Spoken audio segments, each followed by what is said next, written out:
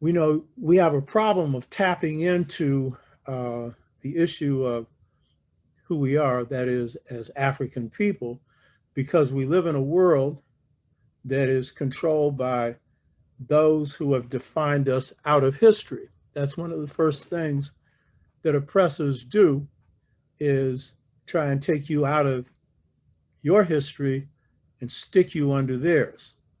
And there's an old saying, those who control the present will distort your past.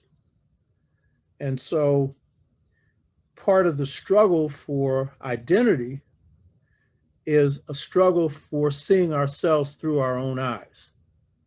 That is a struggle for drawing from the best of our past so that we can have a sense of who we are, a knowledge of self.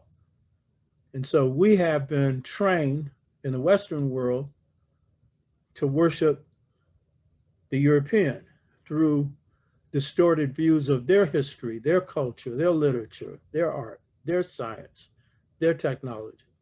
And therefore, we are taught to center ourselves on that and to despise whatever has come out of Africa. And we have a lot of Black people that don't want to deal with Africa because they have been presented with a negative picture of Africa. It's not that Africa is negative, but it's the false Tarzan image projected by our oppressor. And so then if you have a negative image of your past, it will give you a distorted and negative image of yourself.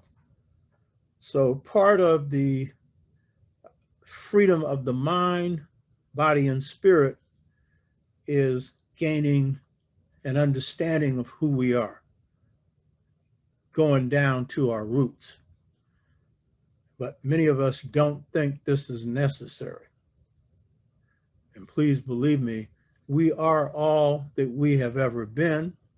And if we don't know what we have been, then we are almost doomed to either draw on the worst part or draw on an image of us that has nothing to do with reality. And this then puts us on what I call automatic pilot, where once you've internalized someone else's history, thoughts, literature, philosophy, culture, you can be put on remote control and don't have to be told what to do. And this is particularly true of the more miseducated Blacks among us. And we call this stage assimilation. And this is something that in the sixfold stages of mental freedom that we'll get into again later, we have to overturn. And I said before, I was one of those. I was programmed to think someone else's thoughts without knowing it. And that was a part of my awakening, coming to the realization that I had become a remote control, automatic pilot, double O soul Negro. In the piece that I did on the spiritual blues and a few other pieces, I've referred to that. In fact, there's a speech on the militant legacy of Martin Luther King where I make reference to that. And I'm so glad to be beyond that. But we have a lot of people that don't even know they're on remote control because that's the nature of this system. It's like puppetry. You know, you're dancing around and you think you're doing your own dance and someone else is pulling the strings. In this case, the strings in your mind. So this distortion of our identity